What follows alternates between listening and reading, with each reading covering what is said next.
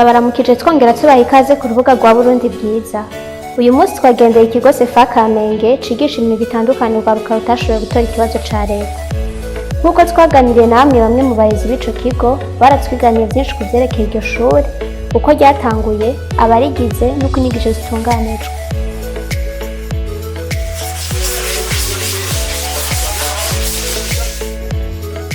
Nitwa Nduwayo Laurence, abantu umuyobozi w'iki kigo Sefa Kamenge mwagendewe uno munsi. Sefa Kamenge n'ikigo cigisha imyuga. Imyuga nayo hakorerwa ahanini ni imyuga ikoreshwa amaboko, kuko mu majambo yose mu Gifaransa ni Centre de Formation Artisanale de Kamenge. Hanyuma imyuga ihakorerwa ni artisanale. Aha nta informatique twigisha, nta mekanike ihari. Ngira mwabibonye ko ibintu byose mwabonye ngaha ari ibintu biba byahinguwe n'ibikoresho byaha iwacu mu Burundi, mugabo bikaba byakoreshejwe n'intoki. Ibisata biri ngaha ni bitanu. Hariho igisata cyo guhingura intebe n'ibindi bitari bike mu ngage. Hanyuma hakaba igisata kigira kabiri arico cyo guhingura intebe n'ibindi bitari bike mu migano. Ikigira gatatu kiramenyerewe cyitwa couture. Muri iyo couture rero harimo na broderie, ni couture broderie. Hanyuma hariho na menuiserie rero duhingura intebe n'ibindi bitari bike mu mbaho. Hanyuma ikigira gatanu nico naco dukoresha imigano, ariko bakabikora mu bundi buhinga nk'uko mwabibonye, bakakora utuntu tw'utugapo, utuntu two kushariza mu nzu, utuntu twiza mwatubonye. Iki kigo uravye muri kahise kaco, iki kigo abaciyumviriye kwari ukubera abana, hariho abana gushika n'uno munsi batabandanya amashure yose. Rero abo bana barabiyumviriye ko baca barashinga iki kigo kugira ngo kibigishe imyuga bashobore kwibeshaho mu buzima bwabo bwa misi yose. Hanyuma iki kigo cyatanguye mu mwaka w'1985, haraciye imyaka 37. Iki kigo twakira abanyeshure batashoboye kubandanya amashure yisumbuye ngo bayaheze. Turakira abanyeshure bo guhera mu mwaka wa 6 no kuduga, hanyuma tugaca dushikana ku bana batashoboye gutora kirya kibazo ca leta. Abo bana rero niyo mice dushobora kwakira, bagaheza bagaca biga imyuga, bahejeje bagaca bagenda kwibeshaho bakoresheje uwo mwuga bize ngaha. Iki kigo ukuntu gitunganijwe, turigisha abo banyeshure, tubigisha imyaka ibiri. Hanyuma abigisha bigisha ngaha harimo bari kubiri, hariho abigisha b'abarundi, hariho n'abigisha b'abashinwa. Rero abo bana tubakiriye uko igice giheze, iyo myaka ibiri iheze, duca tubaronsa certificat, hanyuma bakagenda kwibeshaho. Ivyigwa ngene bitunganyije ngaha, dutangura saa 8:30 tugashikana saa 8:30, ariko muri ayo masaha yose n'amasaha ya pratique, hakabamo n'isaha ya teori. Abanyeshuri baje kwiga ngaha ngene tubakira, turaba urugero amanivo baba bafise, kuko nabo bo bafise 6e cyangwa bafise diplome, turakwakira muri iki kigo. Iyo baje muri iki kigo kubera bari bashasha, baba atabintu baba bazi, nko mereye nko muri igisata nyene ca menuiserie, baraza urumva ntacyo baba bazi. Tuca tubanza kubereka kwanza ibikoresho dukoresha ngaho ivyari vy'ingene bimeze, tukabereka ibikoresho dukoresha by'amaboko, hakaba n'ibikoresho dukoresha bya electricité bisaba umuyaga nkuba. Ibyo byose bamaze kubibona, tuca tubereka rero ingene bitangura gukoresha ibyo byose. Dutangurira ko hanini ya kubereka tutangurira ku bijyanye no kubereka ibyo bikoresho nyene twavuze, mbo tukaca tubereka ibyo bikoresho by'amaboko nibyo batangurira ko, tukabereka ingene bikora, tukabigisha ingene babikoresha, hama biheze tukaca dutangura rero kubereka urubaho ingene batangura, ingene barutegura, kandi tukabatangurira ku kintu gito giciriritse nk'agasonga bugari kajya bicarako, niko dutangurirako kugira tubereke ingene gakogwa, hama tuca tugenda rero dukurikirana dukurikiza ingene ibintu bigenda bimeze, programa ingene bimeze. Mu bisanzwe ategerezwa gusohoka amaze kubimenya, kuko imyaka 2 tubigisha tuba tumaze kubigisha ibintu byinshi. Ndabifatiye kuri gisata nyene cya minizere, kuko uhereye ku gasonga bugari ukaduga ukaja ku gataburete, ukaduga ukaja ku isheze, ukaja ku meza, ukaja kuri table, ibyo byose urumva kubera programa tuba dufise itwara iyo myaka 2, uca usanga ya programa iza guhera baba nyeshuri bamaze gutahura ikintu, ibintu byose bamaze kubimenya, n'aya mamashini bamaze kuyamenya, naho boja mu ngo zabo bagasubira mu ngo zabo, barashobora nabo nyene gukora ibyo twabigishije ngaho.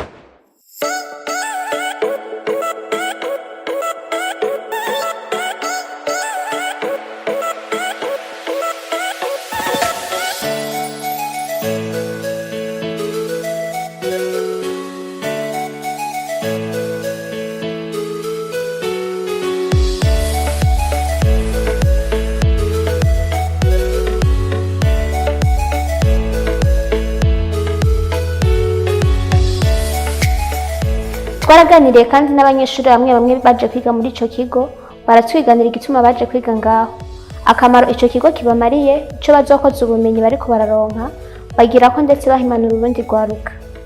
Nitwa Iradukunda Pamela, niga muri section Bambu. Nagisemo kubera naracishimiye nkikiyashika, nubwo nari naje kwiga section iyo nashaka atariyo naronse, mugabo cyane nja muri section Bambu, mugabo uko bimeze kose ndashima. Nkigishika bwanje naritinye ndumva ubwoba, mugabo naramenyereye, ubu aho bigeze ndashobora gukora intebe kandi neza. Je ndabiravye ko bwanje ndashoboye gose, kuko ibi nkora hariho abari hanze atavyo boshobora, kuba nabihisemo nuko narabyishimiye cyane.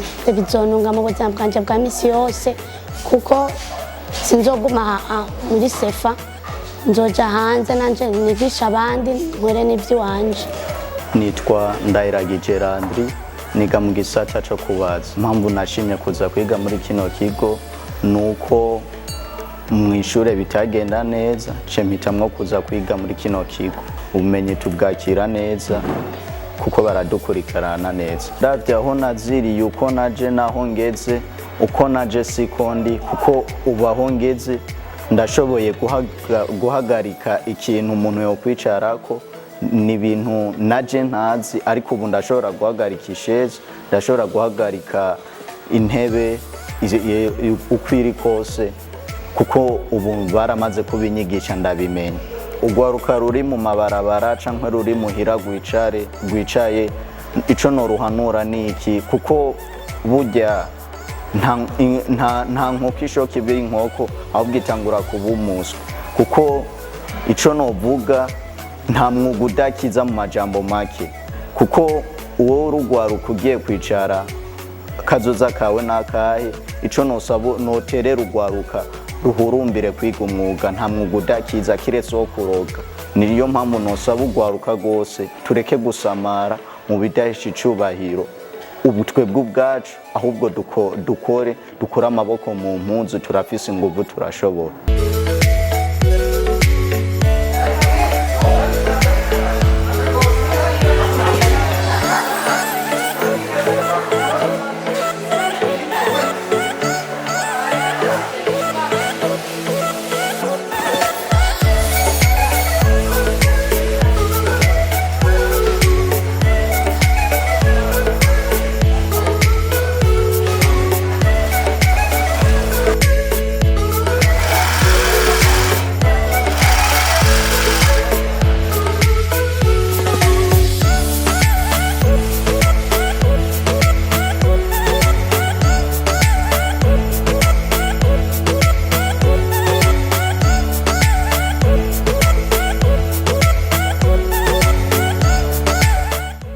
gusaba abanyeshuri bakiciga muri ico kigo twarashoboye kugendera kandi umwe mu baramuwe na Sefa Kamenge akora umwuga wo kubarira.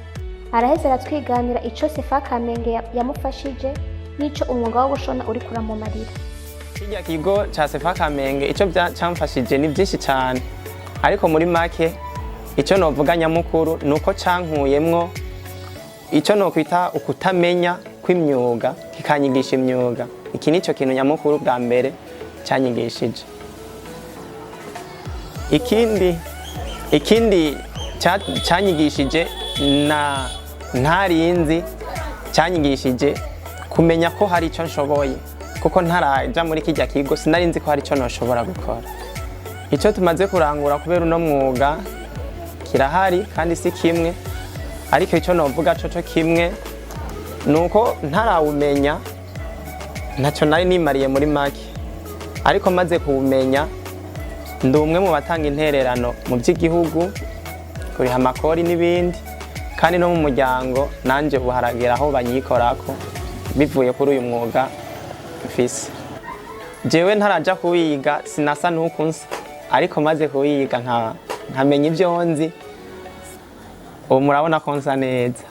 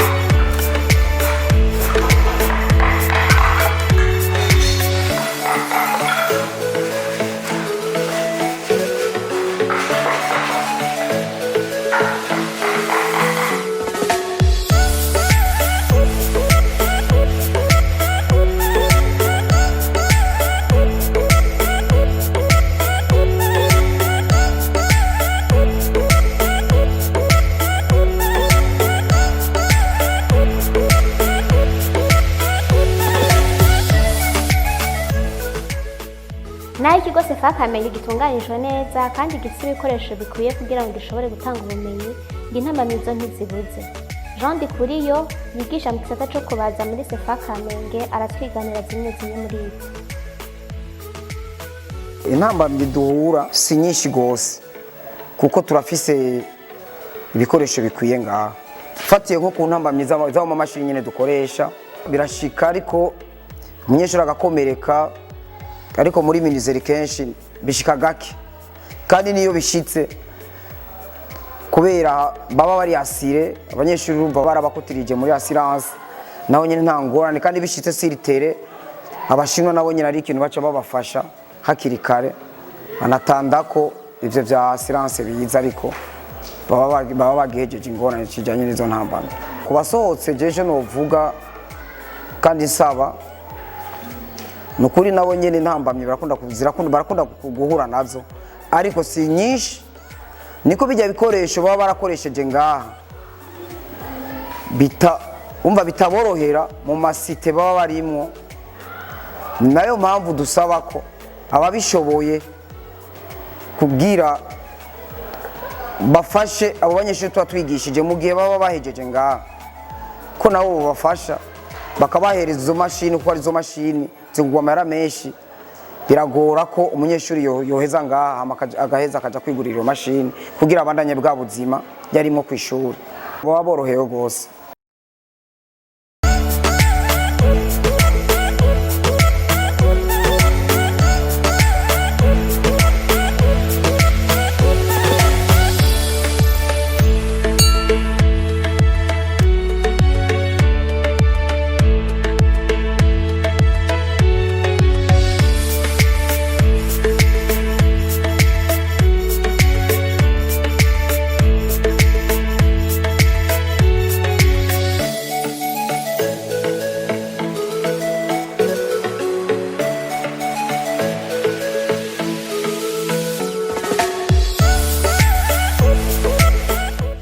Mu guheraheza bamwe mu barezi hamwe n'abaregwa ntibaretse kutubwira akamaro ico kigo gifitiye abacitura, bakagira ko basaba ko ibigo nk'ivyo vyogwizwa kugira vyorohereze ababikeneye. Iki kigo kirafise akamaro cyane kubera abana batashoboye gutora ikibazo cya leta cyangwa mbere batashoboye no gushikira iyo shure ikorwamo ikibazo cya leta, nabo baca baronka aho biga, bakaronka aho babandaniriza, bakiga imyuga, hanyuma iyo myuga yabo ikababeshaho. Murumva ko iki kigo gifise akamaro cyane ego kugira ngo abo bana nabo ntibaje mu ibarabara, ntibashwiragire, bace bashobora kuronka ahantu biga, nabo bagashobora kumva ko bari mu ishure nk'abandi bana, naho bataba bafise iyo mpano y'uko babandanya ayo mashuri abandi baba babandanya. Abajejwe intwaro ikintu twobasaba ni uko yofasha ikagwiza amashuri bene aya mu ntara zose z'igihugu, kugira ngo umunyeshure wese agize ikibazo ntabandanye amashuri aronka aho yitura hafi ashobora kwiga umwuga, hanyuma akashobora kubandanya ubuzima. Impamvu boza kwiga kuri kino kigo, ni ikigo ciza ubwa mbere na mbere, ni ikigo citaho abana, kandi ni ikigo twiga umwuga ku buntu, nta mahera bakurihisha, ni ikigo bagukurikirana bakaguha ubumenyi ku buryo utaha ubishoboye, utaha ubizi, nta mahera bagusaba mu majambo make. Nk'iyo dukoze ivyo dukoze birashika bakabigura, babiguze umunyeshure kuco yakoze arafuse pourcentage bamuha, kuko ku mahera bamuhaye bakamugabanyirizako pourcentage yiwe akayitahana. Bamuhaye amafaranga ico bimufasha, kuko hari igihe dora tuza ku ishure n'amaguru, ariko kuri uwo munsi ucura butaye na déplacement mushike n'ingoga, canke ushonje uraraba ukagura agatumbura ngaho hanze kugira nawe wifashishe, ukereka abavyeyi bawe aho bagutumye ko bagukurikirana neza no mu buryo bwose. Ntiwaje kwiga gusa, iyo ukoze ico wakoze bakiguze, bafise ikintu baguha kuco wakoze. Ngaha kuri iyi centre nta byinshi dusaba, kuko iyi centre isanzwe ifashwe mu mugongo n'igihugu cy'Ubushinwa.